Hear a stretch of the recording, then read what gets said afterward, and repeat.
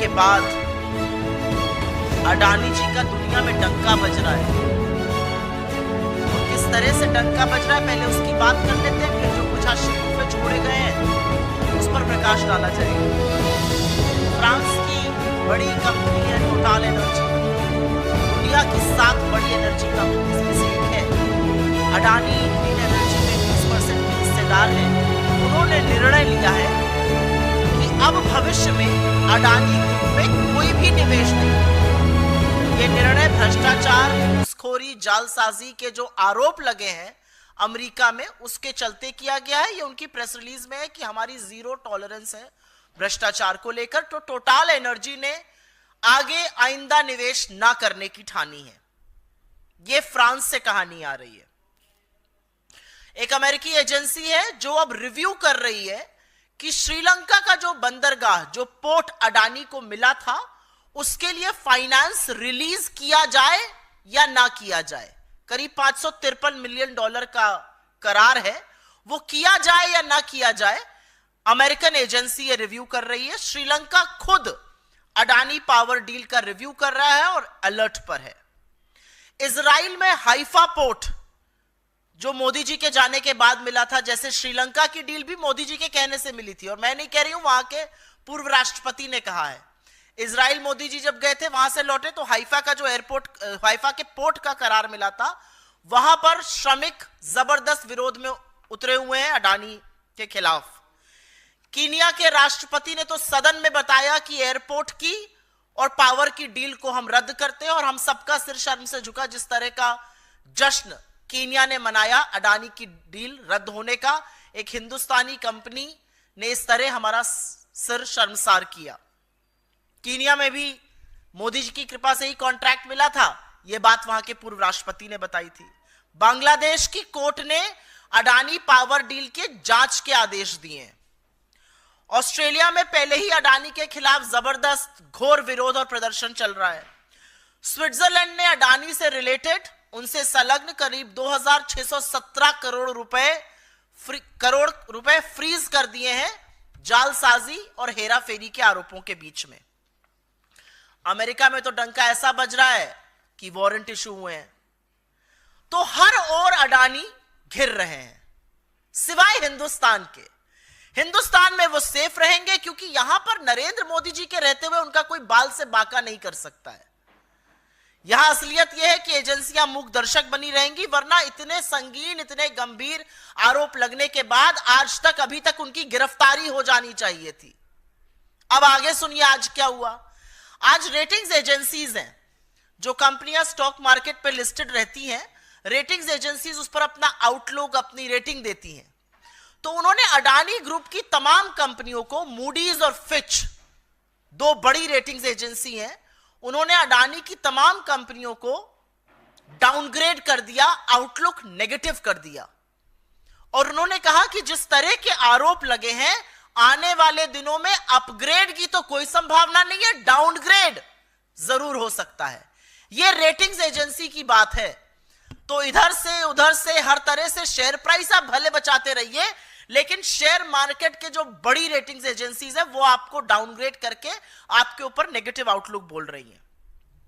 तो आज सुबह सुबह बौखलाए अडानी के तंत्र ने एक शगुफा छोड़ा, और ये कुछ नहीं है, ये गंभीर आरोपों के बीच बचने का प्रयास है, उनकी बौखलाहट है। लेकिन यह जरूर लगता है कि जब शगुफा छोड़ा जा रहा था तो शगुफा छोड़ने वाले ने शायद आरोप पढ़े नहीं है, क्योंकि फटाक से वकालत का जामा पहनकर इस देश के प्रमुख वकीलों में से एक बचाव में उतरे, और उन्होंने यह भी कहा मैं बचाव नहीं कर रहा हूं, मैं सिर्फ यह बता रहा हूं कि डिपार्टमेंट ऑफ जस्टिस का काउंट 1 से काउंट 5 में अडानी का नाम नहीं है। वो बड़ी चतुराई से यह बताना भूल गए कि foreign corruption practice act America का जो है, जो हमारा हिंदुस्तान में प्रिवेंशन ऑफ करप्शन एक्ट है, foreign corrupt practices act America का उन्हीं के नागरिक पर लागू होता है, वो विदेशी नागरिक पर लागू नहीं हो सकता है। गौतम अडानी, उनके भतीजे विदेशी नागरिक है, वो भारतीय मूल के हैं, तो उन पर अमेरिका एफसीपी के तहत आरोप लागू नहीं कर सकती है। लेकिन तमाम इंक्रिमिनेटिंग एविडेंस अमेरिका ने अपने ऑर्डर में दी है, जिसका अभी मैं आपको उल्लेख करूंगी।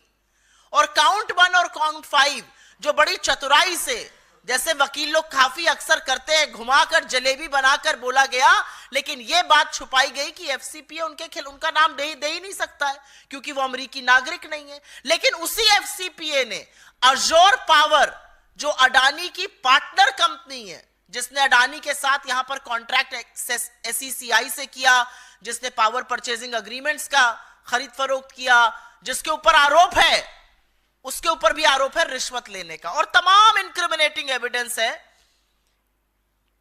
कि क्या क्या किया गया। और अब मैं आपको बता देती हूं ऑर्डर का पैरा 47, जो साफ तौर पे कहता है गौतम अडानी, सागर अडानी और अन्य लोगों ने भारत में रिश्वत देने, रिश्वत की पेशकश करने, रिश्वत का वादा करने की एक योजना तैयार की और इस घूस के बदले सरकारों से बिजली कंपनियों को केंद्रीय PSU solar energy corporation of India के साथ बिजली करार साइन करने के लिए बाध्य किया जाएगा। यह ऑर्डर से कोट कर रही हूं मैं, पैरा नंबर 47। तो जो आज शगुफा सवेरे छोड़ा गया था, नाम नहीं है, वो लोग चतुराई नहीं, पाप कर रहे झूठ बोलकर। इसी ऑर्डर में यह भी कहा गया, और यह पैरा नंबर 49 से मैं पढ़ रही हूं, कि अडानी और उनके लोगों ने राज्य की बिजली वितरण कंपनियों द्वारा पीएसएस को लागू करने के लिए, पावर सप्लाई एग्रीमेंट्स को लागू करने के लिए भारत सरकार के अधिकारियों को करीब करीब 2300 करोड़ की घूस दी, घूस देने की पेशकश की और घूस देने का वादा किया। यह पैरा 49 से मैं पढ़ रही हूं, उसी ऑर्डर का पैरा 49 है। अब आगे पैरा 70 पढ़ लेते हैं, क्योंकि बीजेपी का यह दलील है कि इसमें हमारी तो कोई राज्य था नहीं। अरे जम्मू कश्मीर में आपकी सियासत चल रही थी, और यह सच है कि उड़ीसा और आंध्र प्रदेश दोनों जगह संकट मोचक बने नवीन बाबू और जगन रेड्डी आप ही के मोहरे थे, हर बार आप ही के बचाव में खड़े रहते थे, आपके बार बार सपोर्ट करते थे। और हमारे पूर्व मुख्यमंत्री ने और हमारे घटक दल के मुख्यमंत्री ने तो खुल के कह दिया, जांच कर लीजिए, ये प्रीवियस गवर्नमेंट्स का किया हुआ है। तो बीजेपी जब ये कहती है तो उसका एक और जवाब है, और ये जवाब पैरा 70 में है, जिसमें कहा गया है कि सबसे उच्चतम स्तर पर भ्रष्टाचार का आरोप लगाया गया है, और कहा गया है कि सागर अडानी और विनीत जैन ने SECI solar energy corporation of India की 2.3 गीगावाट पावर परचेजिंग एग्रीमेंट को आवंटित करने की जो प्रक्रिया थी, उसको पर भी गुपचुप तरीके से प्रभाव किया। Solar energy corporation of India Bharat सरकार की एक पीएसयू है, भारत सरकार की एक कंपनी है, और न्यू और रिन्यूएबल एनर्जी के तहत आती है। और न्यू और रिन्यूएबल एनर्जी के मंत्री पीयूष गोयल, आरके सिंह और प्रहलाद जोशी रह चुके हैं। तो ये जो बददिमाग प्रवक्ता और आधा पढ़ के आए लोग दलीलें देते हैं, दलील देनी चाहिए पीयूष गोयल को, दलील देनी चाहिए प्रहलाद जोशी को, और दलील देनी चाहिए आरके सिंह को, क्योंकि भारत के एक पीएसयू का नाम रिश्वतखोरी के मामले में, यह केंद्र सरकार के अंतर्गत एक पीएसयू का नाम रिश्वतखोरी के मामले में डिपार्टमेंट ऑफ जस्टिस की ग्रैंड जूरी के दस्तावेज में है। यहां पर मैं एक बात और भी बताना चाहती हूं, एक बेवकूफी की दलील और दी जाती है। अरे अमेरिका में आरोप लगे, आप क्यों परेशान हैं? अमेरिका में लगे आरोपों पर इसी मोदी सरकार के कार्यकाल के दौरान सीबीआई ने 2 मामलों की जांच की है। 2016 में ब्राजीलियन कंपनी एम्ब्रेयर के ऊपर एफसीपीए, फॉरेन करप्शन प्रिवेंट का जो एक्ट थी अमेरिका की, वो लगी थी, और उसी के आधार पर नरेंद्र मोदी के कार्यकाल में सीबीआई ने एम्ब्रेयर के खिलाफ जांच की। लुइस बर्जर केस, जिसका नाम सुनकर हेमंत बिस्व शर्मा के हाथ पैर फूल जाते हैं, लुइस बर्जर केस, अमेरिका की एक अदालत में घूस देने का मामला सामने आया। उस आरोप के आधार पर सीबीआई ने हिंदुस्तान में जांच की है। और आपकी समझ और बताने के लिए बताना जरूरी है कि हिंदुस्तान की सेबी और अमेरिका की सिक्योरिटीज एक्सचेंज कमीशन के बीच एक बायलैटरल अग्रीमेंट है, और अगर एसईसी की जांच में इतने गंभीर आरोप सामने आए हैं तो यह सेबी की जिम्मेदारी है, दे आर अंडर ऑब्लिगेशन कि वो जांच करें। तो यह दलील बिल्कुल नहीं चलेगी कि वहां आरोप लगाए हम क्यों जांच करेंगे, क्योंकि आपने बाकी केसेस में की है, क्योंकि आपने लुइस बर्जर केस में और एम्ब्रियर के केस में जांच की है। पर क्योंकि अडानी का नाम सामने आ गया है तो आपको सांप सूंघ गया है। हमारी एजेंसियां हाथ पर हाथ धर के मूक दर्शक बन गई हैं। किसी और पर भी आरोप होता तो आपको क्या लगता है, ED, CBI, income tax, SEBI ऐसे ही मूक दर्शक बने रहते? इनके हाथ पैर सिर्फ इसीलिए फूले हैं क्योंकि अडानी का नाम आया है। और एक बात तो सच है, यहां पर वो क्यों सेफ है और कैसे सेफ है, यहां पर उनसे कोई एजेंसी सवाल नहीं पूछ रही है। सदन में उनका नाम ले लो, चर्चा तो बड़ी दूर की बात है, नाम ले लो तो सदन स्थगित हुआ जा रहा है।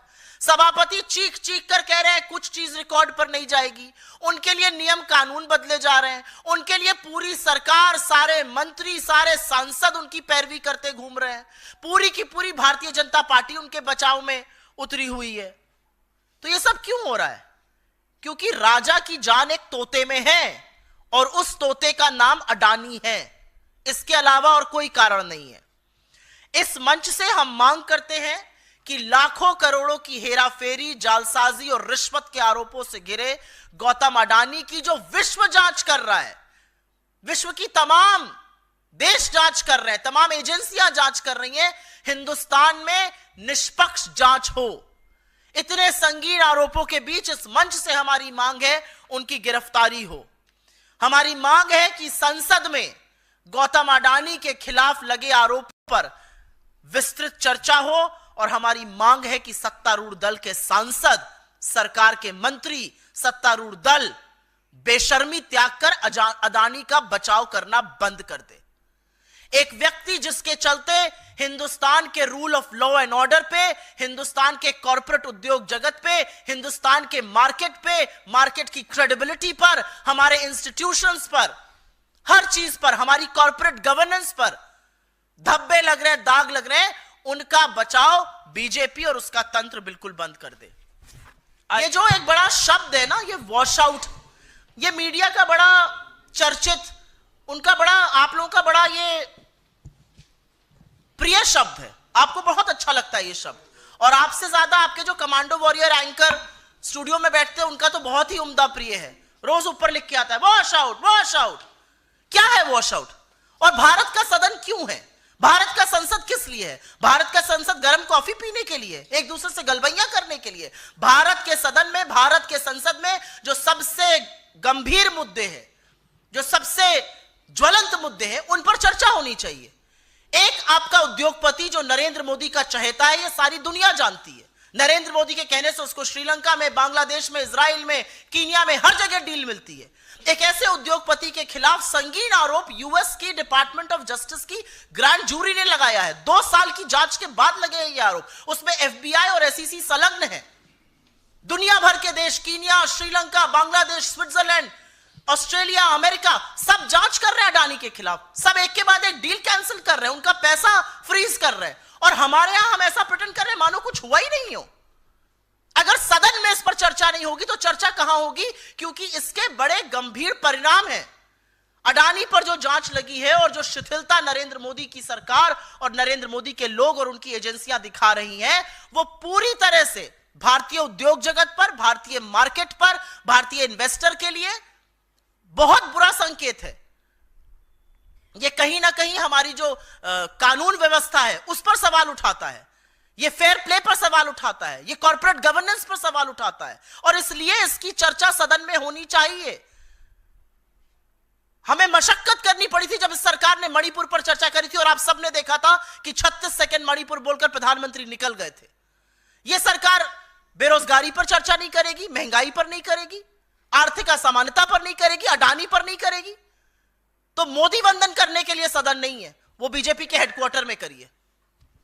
ओके, तो आप लोग केंद्र सरकार पर दबाव डाल रहे हैं, अच्छी बात है, सदन में उठा भी रहे हैं, लेकिन वो आक्रामकता नजर नहीं आ रही। हमने संसद में 2 दिनों में कोई प्रदर्शन नहीं देखा इस मसले पर कांग्रेस की अगुवाई में इंडिया गठबंधन के द्वारा। एक और दूसरा कि ये जो मामले जिन राज्यों का नाम इसमें लिया गया है उसमें एक तमिलनाडु भी है जहां इंडिया गठबंधन की सरकार है, रिश्वतखोरी के आरोप हैं। क्या डीएमके सरकार अपने स्तर पर इसकी जांच करवाएगा? आप लोग ये मांग करते हैं, और अगर इसमें तथ्य होता है, क्या ये मैं आपसे समझना भी चाहता हूं, पूछना भी चाहता हूं कि क्या डीएमके सरकार तमिलनाडु की इस मामले में गिरफ्तारियां कर सकती है जो आप लोग मांग कर रहे हैं? सर्वप्रथम तो चित भी मेरी और पट भी मेरी नहीं चलेगी। हमें सकारात्मक भी रहना है, हमें रिस्पॉन्सिबल ऑपोजिशन भी रहना है, हमें मुद्दे भी उठाने हैं। और अगर हम आक्रामकता करके वेल में आ जाएंगे तो आप ही लोग कहेंगे चलने ही नहीं दे रहे सदन, ऑपोजिशन के चलते वॉश आउट हो रहा है। तो हम अपने स्तर से बहस करने की मांग कर रहे हैं। रूल 267 के अंतर्गत हमारे अध्यक्ष ने नोटिस दिया है, तमाम नोटिस लोकसभा में, हमें बहस करनी है। अब उसमें आपको आक्रामकता दिखे ना या दिखे, बहस तो अडानी पर करनी पड़ेगी इस सरकार को, पहली बात। दूसरी बात, आपने तमिलनाडु की सरकार का नाम लिया, मैं तमिलनाडु नहीं, मैं छत्तीसगढ़ की भी बात कर देती हूं। तमिलनाडु के मुख्यमंत्री ने अगले दिन आके कहा था ये जो डील थी ये एआईएडीएमके की सरकार ने करी थी, इस पर कोई भी जांच करनी हो कर लीजिए। हमारे छत्तीसगढ़ के पूर्व मुख्यमंत्री ने भी यही बात कही है। लेकिन सवाल इस बात का है कि राज्य जांच करेंगे या केंद्रीय एजेंसियां जांच करेंगी। जब ऐसे मामले पहले सामने आया, लुइस बर्जर केस हो गया, ब्राजीलियन कंपनी एम्ब्रेयर का केस हो गया, उसमें सीबीआई ने जांच करी थी। तो अब सीबीआई क्यों है? सिर्फ विरोधियों को काट खाने के लिए। अब सीबीआई क्यों है? फलाना नेता है उसको जेल में डालो, सीबीआई भेजो। अब सीबीआई कोई जांच करने के लिए नहीं है। तो ये जो फ्रंटल बनाने का काम हुआ है उस पर भी हम सवाल उठा रहे हैं। और आपकी बात बिल्कुल वाजिब है। हमारे नेताओं ने तो एक डोनेशन दिया था अडानी ने 100 करोड़ का, और वो स्किल डेवलपमेंट यूनिवर्सिटी बनाने के लिए दिया था। हमने वो उनके मुंह पर दे मारा, हमें नहीं चाहिए भैया, इतने भ्रष्टाचार से घिरे आरोप से हमें पैसा भी नहीं चाहिए। हम तो उस तरह के लोग हैं। तो मेरा अपना मानना है कि इतने संगीन आरोप लगे, हर बार कुछ बातें ऐसी होती हैं, आप लोग कोर्ट चले जाइए, आपकी बात अपनी जगह वाजिब हो सकती है, लेकिन केंद्र सरकार क्यों है? क्या केंद्र सरकार झुंझुना बजाने के लिए है? दुनिया भर के देश में डंका पीटा जा रहा है कि हमारे यहां एक घूसखोर है, उसने ये कांड किए हैं, उसके ये काली करतूते, काले कारनामे हैं। नरेंद्र मोदी जी ने क्या आंख में चश्मा पहन लिया है? क्या उनको ये दिखता नहीं है कि देश दुनिया भर में हो क्या रहा है? और ऐसी क्या फंसी है? अडानी और मोदी का ये कौन सा रिश्ता है कि नरेंद्र मोदी सब कुछ त्याग कर अडानी को बचाने पर आमादा है? ये रिश्ता क्या कहलाता है? ये तो हम लगातार पूछ रहे हैं। टीडीपी करे जांच, डीएमके सरकार अपना नीतिगत फैसला लेगी, लेकिन उन्होंने तो अगले दिन ही आकर कह दिया था, और अगले दिन आके उन्होंने तुरंत कहा था कि इसकी जो भी जांच होनी हो जाए, ये हमारी प्रीवियस सरकार ने निर्णय लिया था। मुझे नहीं लगता कि इसमें कोई ये है। और जहां तक टीडीपी की जांच की बात है, अगर टीडीपी जांच कर रही है तो बड़ा संगीन मामला है, क्योंकि एक बैसाखी अगर बवाल करने लगेगी तो मोदी जी के लिए तो बड़ी दिक्कत पैदा हो जाएगी। मोदी जी तो अब बैसाखियों पर निर्भर है, और एक बैसाखी कह रही है कि आपके कलेजे के टुकड़े की जिस तोते में आपकी जान है उसकी हम जांच करेंगे। क्या करेंगे राजा जी? अब सवाल इस बात का है। जी जी मैम, बांग्लादेश को लेकर के जिस तरह के वहाँ हालात हैं और उनको जमानत नहीं मिल रही है पुजारी को इस्कॉन मंदिर के, और हिंदुओं को ऊपर जिस तरह से वहाँ अत्याचार हो रहा है, उसको लेकर कांग्रेस पार्टी ने बयान जारी किया है, लिखित बयान।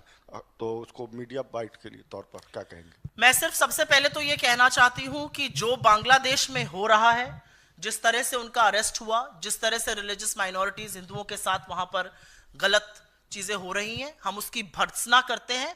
और हम नरेंद्र मोदी की सरकार से यह अपेक्षा करते हैं कि आप तुरंत मजबूत कदम उठाइए, अपने स्तर पर सरकार टू सरकार बात कीजिए, जिससे लोग प्रताड़ित होने बंद हों।